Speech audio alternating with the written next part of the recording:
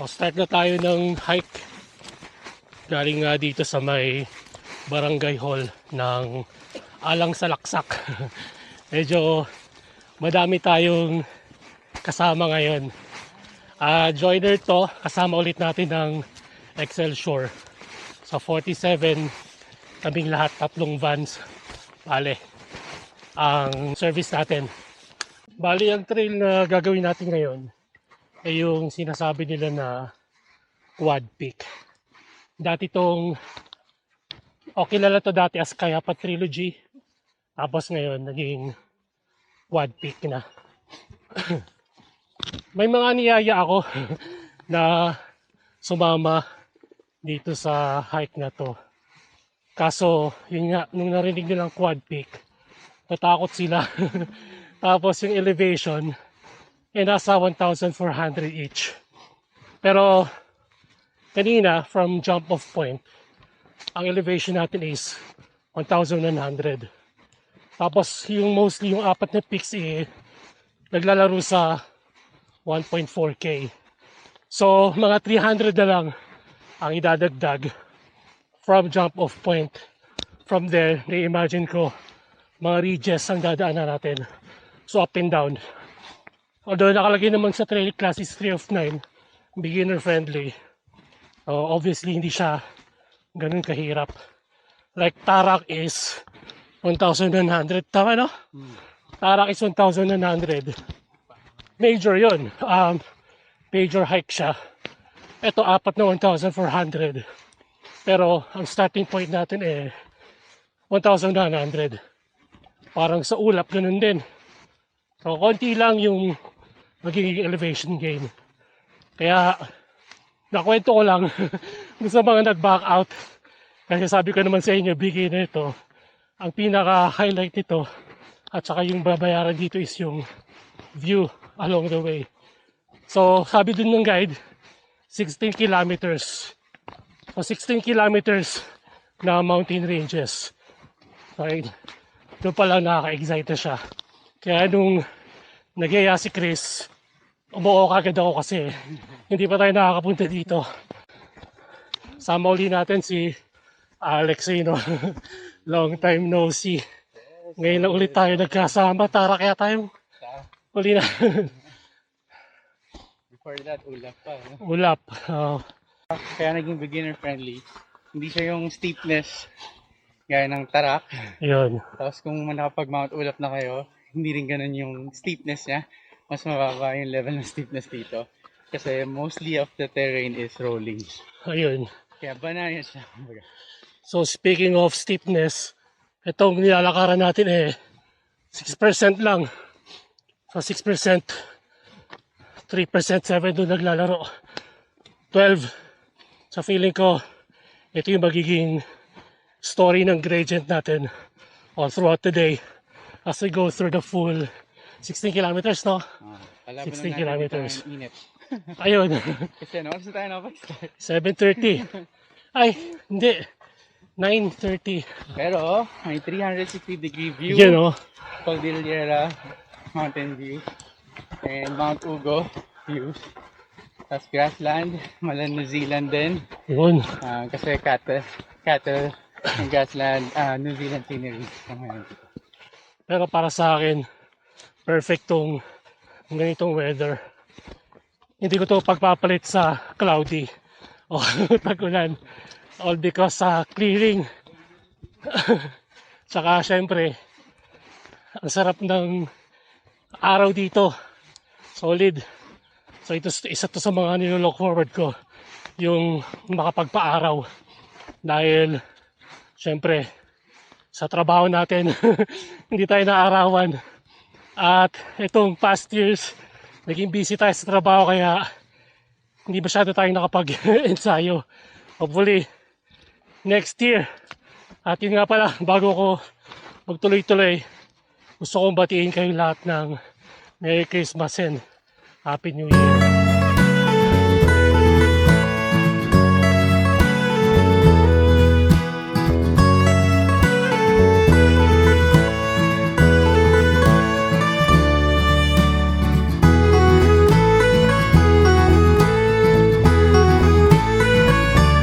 Bali itong Alang Salaksak pala, nasa Nueva Vizcaya.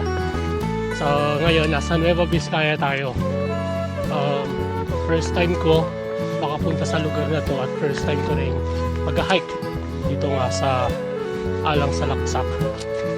At ang tinatahak natin ngayon papunta ng Mount Tugo. Tama di ba? Oh, Tugo. Ang pinakinggan ko kanina kasi hindi ko talaga alam kung paano i-pronounce eh. Kaya pinakinggan ko kanina dun sa orientation. Mount Tugo. Ayun rin nasib ko Tugo eh. Sama natin si Sir. Ano ang pangalan niyo, Sir? Sir Jun. Yun. Sir Jun, siya yung may-ari nung 4 na bundok na yun. Yung quad peak. Sa kanya yun. Kasama natin siya ngayon. Siya yung isa sa 7 na guides natin for today. Plus yung 4 na coordinators ng Excelsior. Year-end ride. Ride. Year-end hike. Palito ng Excelsior.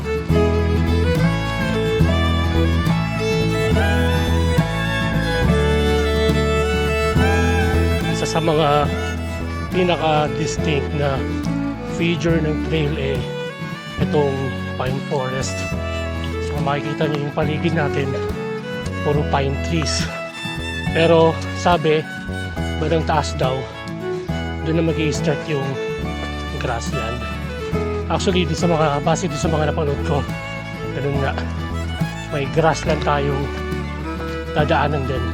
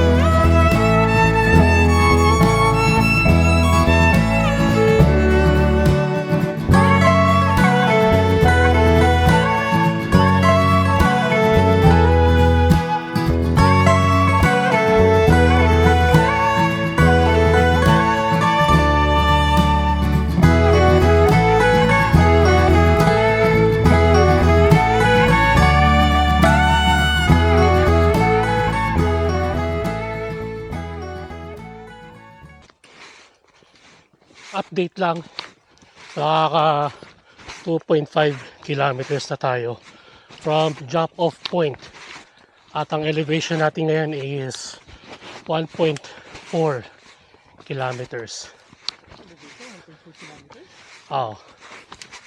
Feeling ko halos kapantay na natin yung summit ng ating first peak, yung ang Mount Tugo.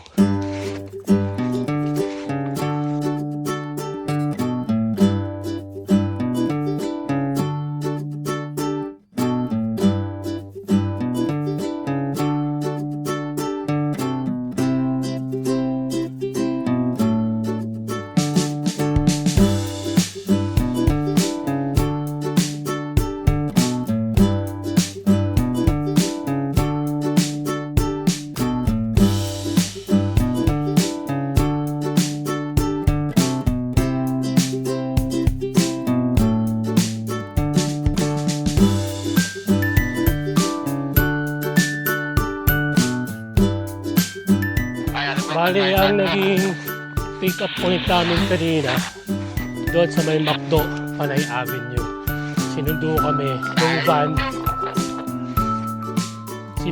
ng van mga 9:30. Medyo na-traffic kami papunta rito kaya tinanghali kami ng dating.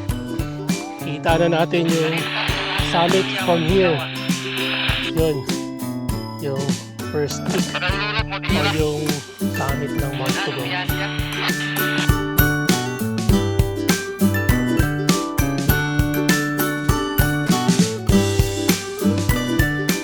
Dumating kami kanina sa may Municipal Hall ng Cayapa. Siguro mga between 6:30 to 7:30. Tapos naghintay lang kami nung ibang mga kasama namin. Then from there, sumakay kami ng monster jeep. Mga isang oras din, galing dun sa Kayapa Municipal Hall hanggang dito sa may jump off point ng Alang Salaksak na. Solid din yung experience. 1 hour na nasa monster jeep ka, tapos going through yung mountain ranges. Doon pa lang enjoy na. Merong parts na sementado, tapos meron ding trail or off-road. Tapos may mga river crossing, mga mini falls na manadaanan. Hindi natin na videoan kasi nasa loob tayo ng jeep. Pero mamaya pa uwi, try natin din tayo sa top load para makapag-video din tayo. Makuha na natin ng video yung part na yun kasi ang ganda rin ng mga dinaanan namin. Ang ganda ng part na to. Bali, trail, paakyat, hanggang dun sa taas dito. Tapos from there, ridge na ang dadaanan papunta ng peak. Tapos daw dyan, pa after ng peak 1, bababa daw papunta dun sa kabilang peak naman. Or makikita natin yun mamaya. Pero parang feeling ko pagdating sa taas na yan, puro ridges na yung dadaanan natin dun sa 4 na peaks. So tama yung nai-imagine ko. Pag akyat natin ng part na to, ridge na. Kaliwat kanan ang mountain ranges na nakikita natin dito. Tapos sa taas yung pinaka peak. Tingnan natin. Wow! Grabe, solid. Ito ang advantage ng ganito kaaraw. Kitang-kita lahat.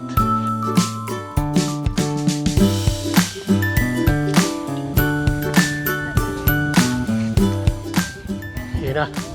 Ang peak. Nakita na from here. Mga 200 meters na lang yan.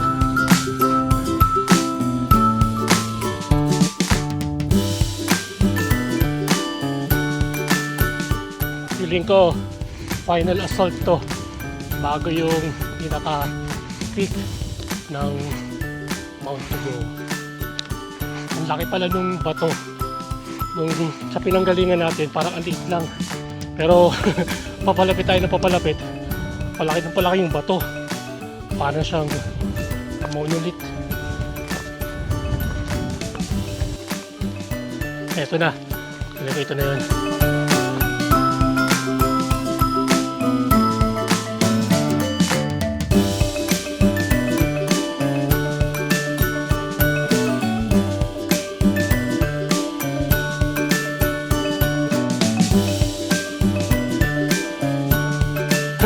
So ito na yung pinaka-sign ng Mount Tugo.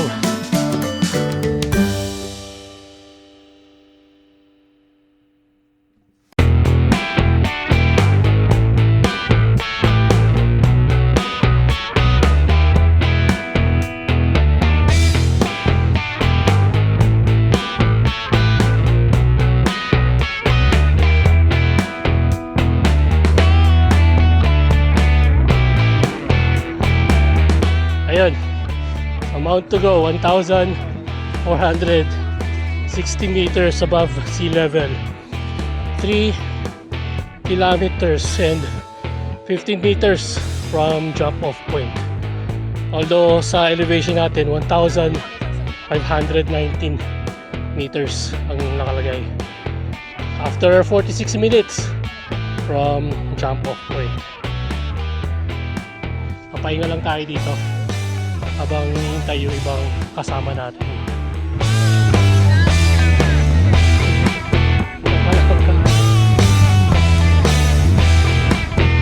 Nandito tayo sa taas ng monolith para mag-drone shot, kaso nga lang ang lakas ng hangin. Mukhang mahirap mag-drone dito. Ayan lang siguro kung maka-chepo tayo sa baba.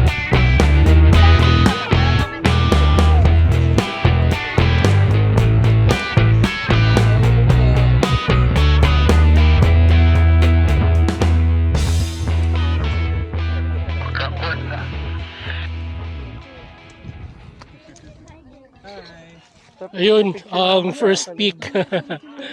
Eto, papunta na kami ng second peak naman. Ang second peak andito pala yun sa Bagtag. Mount Kabu. 1,320 MASL ang Mount Kabu. Kita na dito actually yung apat na peaks. Ayan, makikita natin mamaya. Sa tama yung ini-imagine ko, from the time na na-reach na natin yung 1,200 or 1,300 meters, puro ridges na ang dadaanan natin. So konting baba na lang, konting taas para papunta sa mga sumusunod na peaks.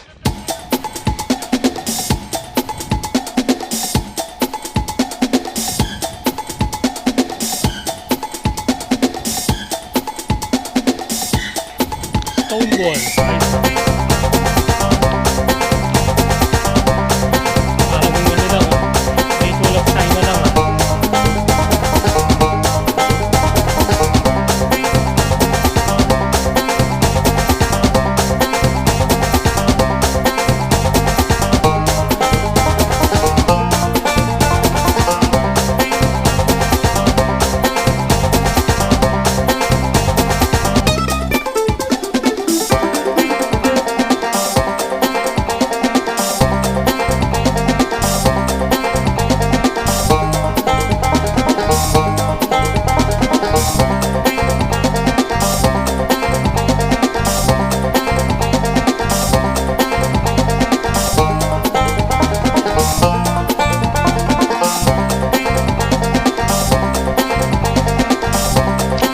Ito mo ang mahaba-habang descent.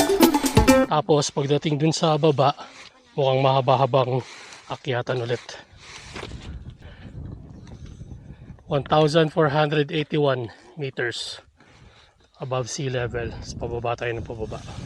Sabi, back trail daw to. Bali, akitin ulit natin yun mamaya. Pabalik. Medyo, assault. Pababa pa rin tayo ng pababa from Mount Tugo. Makikita naman yung trail na dinadaanan. Ayun, kita ko yung parang pinaka mababa. Titingnan natin kung gaano kababa yun. Tapos dadagdag natin yung height nung next na peak. And then ulit yung sunod na aakitin natin. 1,378 meters above sea level. Tapos from here may baba pa ulit ng konti dun hanggang dun bago umakyat ulit. May nakikita akong peak from here. Ito na nga, ito na yung second peak, Mount Cabo. Ito mga nakatambay nagpapapicture na. Ito na nga, confirmed. Second peak. Halos wala pang 1 kilometer from Mount Tagu. 1,320 MASL. Yung peak 2, Mount Cabo. Punta tayo ng peak 3. Ang peak 3 ay hindi ko mapasa. Hindi ko kasi tinatanggal yung parang protective na film niya. Pero mas maganda yun, para surprise. Malalaman natin yung pangalan ng peak pagdating natin doon sa signage. Paakyat ulit to, bale. Ayun kasi bumaba tayo. Dito aakyat naman tayo. Busog na busog talaga ang mga mata mo dito sa paligid. Kung mountain ranges at mountain ranges lang ang hanap mo, ayan, dito ka na. Alang sa Laksak Quad Peak. Pababa naman pala ulit to. 1,331 meters above sea level. Paakyat naman tayo ulit ngayon. Papunta ng third peak. Madami yung trail dito. Mapapansin nyo. maraming mga butas. Yan, medyo nakakalito pagka walang guide. Buti na lang marami ring mga hikers. Pwede mo silang sundan. In case. Pero pwede naman. Ano, Reben?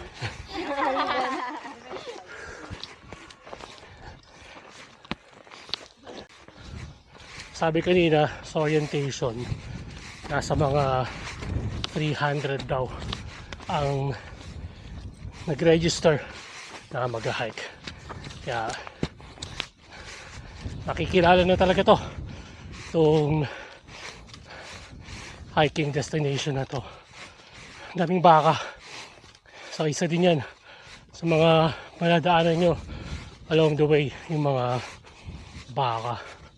So for sure grass fed yung mga yan, mga free roaming na baka.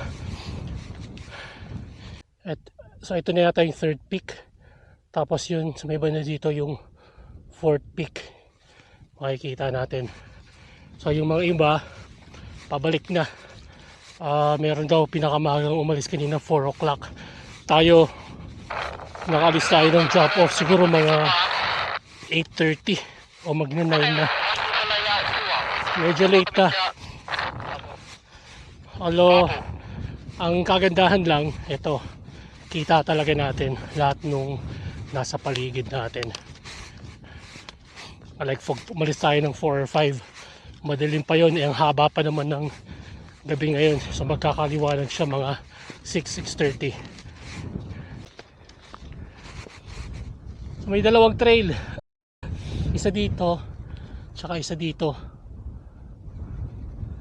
May mga nakita akong umakyat dito dito tayo. Feeling ko pwede dito kaso parang long cut, versus dito parang mas malapit. Dito tayo. Nauna na kasi tayo dahil yung mga kasama natin nagpicturan pa. Matagal kasi solo pic, group pics, tapos may mga ibang grupo pa nakapila. Kaya mauna na tayo, mamaya na lang tayo magpapapicture pagbalik.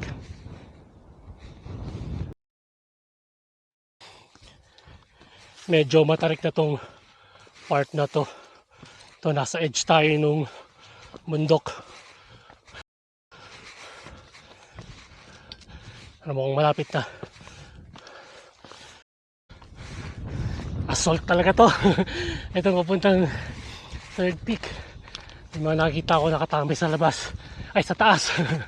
Feeling ko yun na yung signage ng third peak. Tingnan natin. Ayun, ito na nga. Ha? Hindi. Ito na nga yung third peak. Mas maganda yung view sa pangapat. Yo. Mount Kabuan, 1,410 MASL. Okay, diretso na tayo ng fourth peak.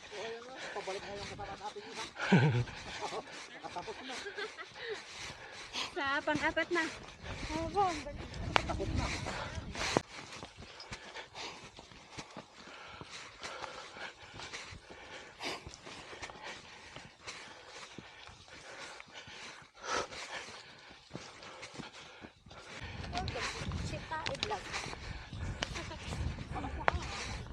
May nakikita na akong peak.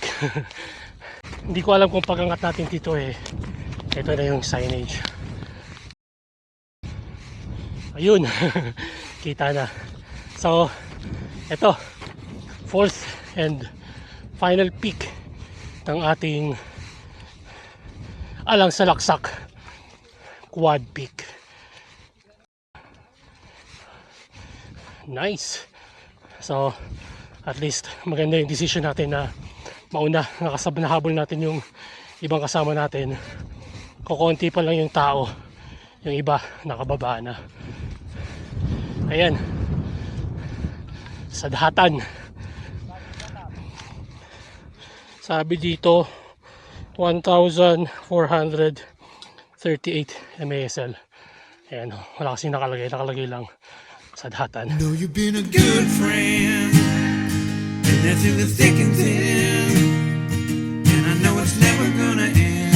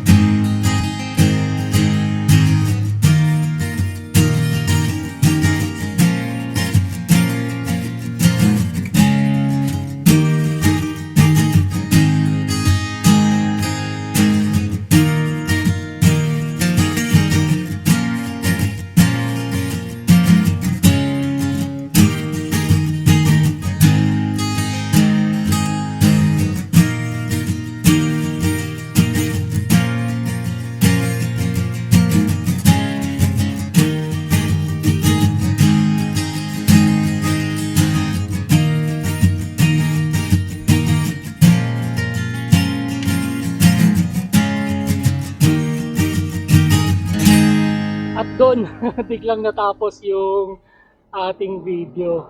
Sabi ko kasi itutuloy ko yung pagbi-video pag nandun na sa may Monster Jeep, kasi nga balak ko sana na sumakay dun sa top load ng jeep para makuhanan nga ng video yung sinabi ko na view ng mga mountain ranges from top loads Monster Jeep's perspective.